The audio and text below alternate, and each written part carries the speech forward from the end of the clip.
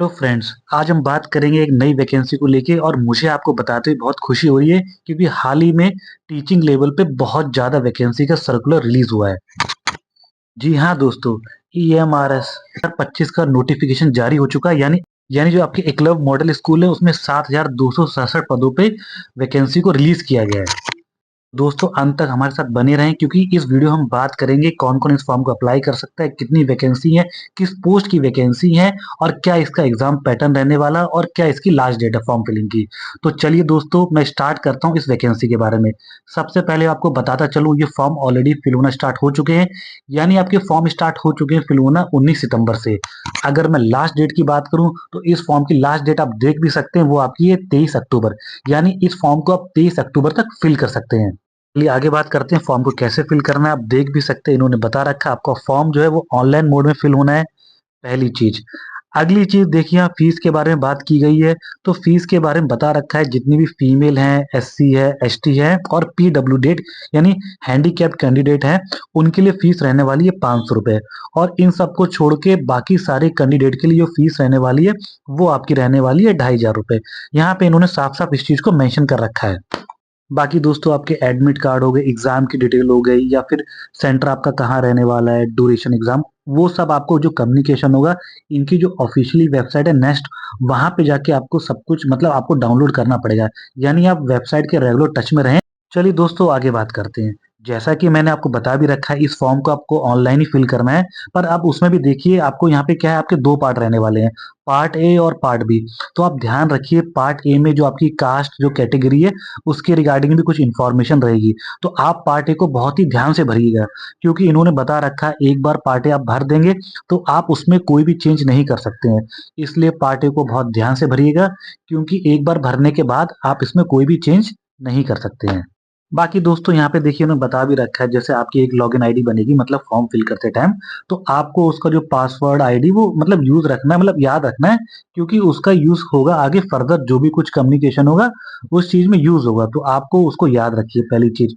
बाकी देखिए यहाँ पे दे भी रखा है कि मतलब क्या क्या डिटेल लगेंगी आपको फॉर्म फिल करते टाइम, जैसे नेम हो गया, एड्रेस हो गया, कैटेगरी हो गई, education qualification, date of birth और एक्सपीरियंस, मतलब जो भी कुछ है आपको ये सारी डिटेल फॉर्म फिल करते टाइम आपको मतलब देनी देनी है। चलिए दोस्तों बात करते हैं आप वैकेंसी को लेके। हालांकि मैंने आपको स्टार्टिंग में बता भी दिया आपकी जो टोटल वैकेंसी है वो आपकी 7,267 यानी 7,267 टोटल वैकेंसी आई हुई है। अब यहाँ पे देख सकते हैं मतलब किस पोस्ट में कितनी वैकेंसी, यहाँ पे सेपरेट टेबल मेंशन है। जैसे आप देख सकते हैं जो प्रिंसिपल की वैकेंसी है वो आपकी रहने वाली है 225, वैसे पीजीटी की 1,460 है, फीमेल हो गए, अकाउंटेंट हो गया, लैब अटेंडेंट, मतलब जितनी भी वैकेंसीज हैं उन सब के बारे में यहाँ पे डिटेल में लिखा हुआ है किस पोस्ट के लिए कितनी वैकेंसी आई है। जैसे आप देख सकते हैं जो आपकी प्रिंसिपल की पोस्ट होती है वो ग्रुप ए की पोस्ट होती है, और यहाँ पे देखिए प्रिंसिपल की पोस्ट में जो टोटल वैकेंसी है 225 है। यहाँ पे इन्हों कैटेगरी में वैकेंसी को बता रखा है, जैसे यूआर में आपकी 116 वैकेंसी है, ओबीसी में 60 है, एससी में 33 है, एसटी में 16 है। ऐसे करके आप देखिए हर पोस्ट का, जैसे आपका पीजीटी पोस्ट हो गई उसमें देखिए टोटल कितनी वैकेंसी है, इस चार्ट में सब कुछ मेंशन है। नीचे आप देखेंगे, वैसे आप दोस्तों यहाँ पे देखेंगे जितनी भी अलग अलग पोस्ट है, मतलब जैसे आपकी लैंग्वेज टीचर हो गया या फिर आपका मतलब मिसलिनियस टीचर हो गए, मतलब मल्टीपल जितने भी तरह की वैकेंसी है, इवन नॉन टीचिंग पोस्ट हो गई जैसे वार्डन हो गया, अकाउंटेंट हो गया, लैब अटेंडेंट हो गया। यहाँ पे देख लिए हर कैटेगरी वाइज इन्होंने वैकेंसी को सेपरेट बता के रखा हुआ है। तो यहाँ तो आप देख सकते हैं चार्ट इन्होंने बहुत ही अच्छे से मेंशन किया, और आप ये भी देख सकते हैं वैकेंसी अच्छी खासी है दोस्तों, सिलेक्शन के चांस भी बहुत अच्छे हैं क्योंकि इतनी ज़्यादा वैकेंसी है, तो आप समझ सकते हैं बहुत सारे लोग को इस बार नौकरी मिलने वाली है। चलिए दोस्तों ये तो मैंने कर ली पोस्ट की बात, अब चलिए करते हैं आगे बात। जैसे अब देखिए एक इम्पोर्टेंट बात ये भी यहाँ पे देखने को मिल रहा है कि मतलब इन्होंने बता रखा है कि आपको एक मिनिमम स्कोर करना ही पड़ेगा, मतलब पेपर निकालने के लिए, मतलब इससे कम नंबर आते हैं तो आप फेल माने जाएंगे।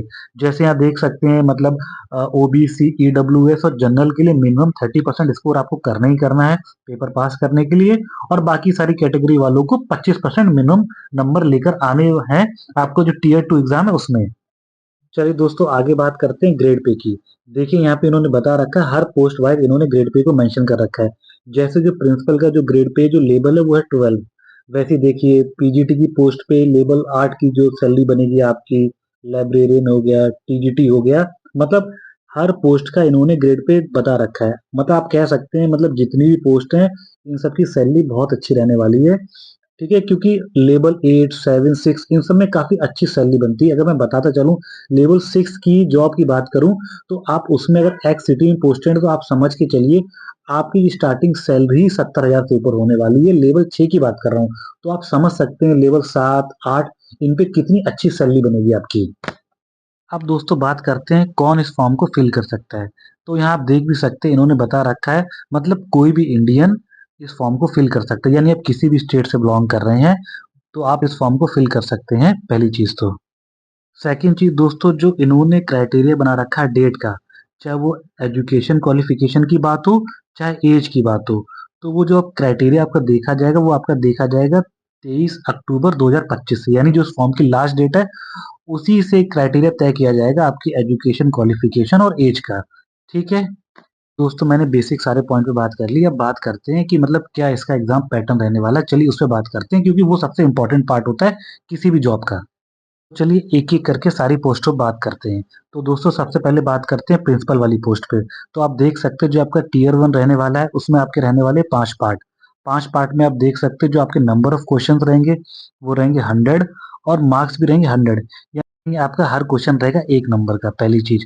बाकी देख सकते हैं एग्ज़ाम का ड्यूरेशन है वो आपका रहने वाला है 2 घंटे। और अगर मैं सब्जेक्ट की बात करूँ तो आप देख सकते हैं इसमें सब्जेक्ट आने वाले हैं रीज़निंग, जीके, एकेडमिक जो भी रहने वाला वो, एडमिनिस्ट्रेशन, फाइनेंस और लैंग्वेज टेस्ट यानी हिंदी, इंग्लिश दोनों टेस्ट। कि दोस्तों उसके बाद आपको जो टियर 2 है उसमें मतलब 1:10 रेशियो में बच्चे बुलाए जाएँगे। यानी आप कह सकते हैं एक सीट पे 10 बच्चों को क्वालीफाई किया जाएगा। यानी 10 गुने बच्चे को हम लोग पास करेंगे टियर 2 राउंड के लिए। अब टियर 2 जो राउंड होगा उसमें भी आप देख सकते हैं इसमें आप देखेंगे जो आपका नंबर ऑफ क्वेश्चन रहेंगे वो रहेंगे 55। और अगर मार्क्स की बात करूँ तो आपके मार्क्स रहने वाले 100 मार्क्स। और जो इस एग्जाम का ड्यूरेशन है वो आपका रहने वाला 3 घंटा।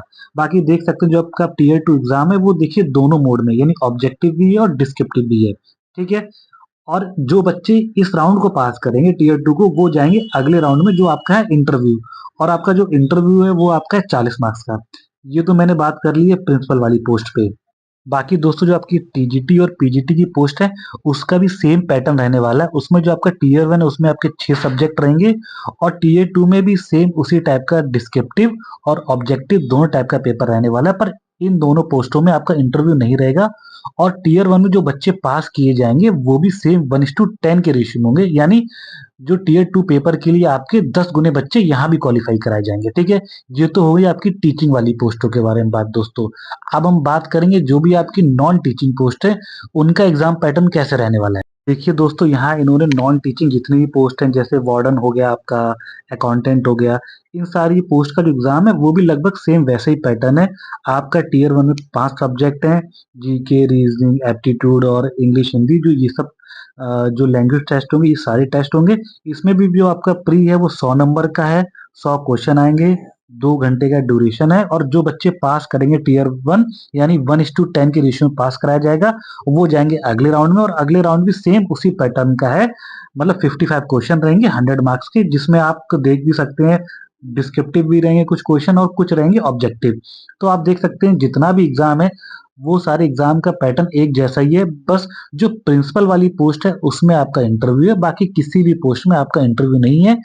आपका बाकी सारी पोस्टों का जो सिलेक्शन है वो टियर 1 और टियर 2 की जो मेरिट होगी उसके बेसिस पे ही आपका सिलेक्शन किया जाएगा। चलिए दोस्तों बात करते हैं आगे क्वालिफिकेशन के बारे में, मतलब क्या क्वालिफिकेशन रहनी चाहिए इन पोस्टों में। तो आप देख सकते हैं सबसे पहले बात करते हैं प्रिंसिपल की पोस्ट की। तो आप यहाँ देखिए इसकी जो एज लिमिट है वो 50 ईयर रहनी चाहिए। ये मैं जनरल पोस्ट की बात कर रहा हूँ। अगर आप कैटेगरी में जाएंगे तो वहाँ पे कुछ छूट मिलती है, जैसे ओबीसी को 3 साल की, एससी एसटी को 5 साल की छूट मिलती है एज में। ठीक है?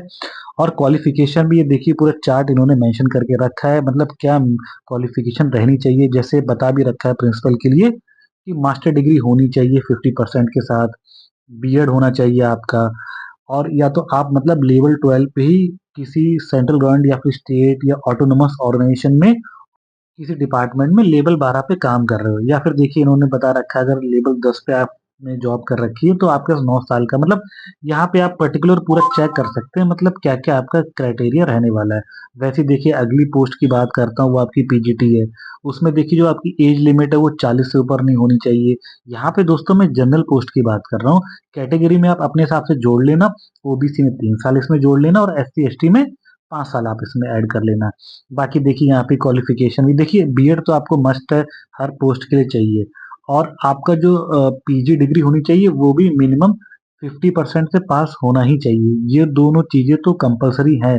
यानी आपकी जो भी प्रिंसिपल, पीजीटी और इस तरह की पोस्ट हैं, ये तो आपका बेसिक क्वालिफ़िकेशन है ही इन पोस्टों का, ठीक है? बाकी आप मतलब पीजीटी है या पर्टिकुलर किसी लैंग्वेज के टीचर बनना चाहते हैं, तो आपको उस सब्जेक्ट से आपका ग्रेजुएशन होना चाहिए। ये मतलब आपका बेसिक क्वालिफ़िकेशन रहने वाला है। तो क्वालिफ़िकेशन तो आप जाके इस साइट पे जाके विज़िट कर लेना। बाकी यहाँ दोस्तों आप ऐज यहाँ पे चेक कर सकते हो, मैं ऐज आपको दिखाता चलता हूँ, जैसे टीजीटी हो गया, यहाँ 35 ईयर ऐज है आपकी, ठीक है? मतलब मोस्ट ऑफ जितनी भी पोस्ट हैं आपकी वो 35 समथिंग है, ऐज लिमिट है और जैसे हॉस्टल वार्डन हो गया, इसमें 35 साल है, अकाउंटेंट के लिए 30 साल ऐज बात की गई है और जो आपका जेएसए यानी जूनियर सेक्रेटरीएट असिस्टेंट है, उसमें भी आपकी जो मैक्सिमम ऐज की बात की गई है, वो 30 की गई है और इन पोस्टों के लिए क्वालिफ़िकेशन की बात करूँ, तो अकाउंटेंट की क्वालिफ़िकेशन आप देख सकते हैं, यहाँ पे ग्रेजुएशन डिग्री होनी चाहिए आपके पास, कॉमर्स से डिग्री होनी चाहिए, ठीक है? ऐसा नहीं है आपने बीएससी से कर रखा, बीकॉम कर रखा हो सॉरी मतलब बीकॉम तो चलेगा, वो तो कॉमर्स ही हो गया। मतलब ऐसा नहीं आप पे बीए या बीएससी की डिग्री वो नहीं चलेगी। यहाँ पे आपको कॉमर्स की डिग्री होनी चाहिए और अगर मैं जेएसए की बात करूँ तो यहाँ पे आप 12th पास होनी चाहिए और आपकी स्पीड होनी चाहिए 35 मिनट पर वर्ड। इंग्लिश की बात कर रहा हूँ, अगर हिंदी में बात की जाए तो आपकी स्पीड होनी चाहिए 30 वर्ड पर मिनट की, ठीक है? और जो आपकी सबसे लास्ट पोस्ट है वो आपकी लैब अटेंडेंट है। वहाँ पे आप देख सकते हैं यहाँ पे जो क्वालिफ़िकेशन है वो आपकी है 10th पास या 12th। 10th पास में आपके पास लाइब्रेरी का एक डिप्लोमा होना चाहिए, वरना आप 12th पास होने चाहिए साइंस स्ट्रीम से। ठीक है दोस्तों। फाइनली दोस्तों मैंने देखिए लास्ट में ये आपका जो एज का जो भी रिलैक्सेशन होता है उसका चार्ट लगा दिया है ताकि मतलब आप देख सको कि आप किस कैटेगरी में बिलोंग करते हो तो आपको कितनी छूट मिल सकती है मैक्स टू मैक्स। ठीक है दोस्तों, तो मैंने कोशिश की है अपने इस वीडियो के थ्रू इस वैकेंसी से रिलेटेड जितना भी बेसिक इन्फॉर्मेशन हो सके आपको दूं। आशा करता हूँ दोस्तों आपको वीडियो अच्छा लगा हो। इस तरह के और वीडियो के लिए बने रहे हमारे साथ हमारे चैनल में। मिलते हैं दोस्तों आपसे नेक्स्ट वीडियो में। धन्यवाद।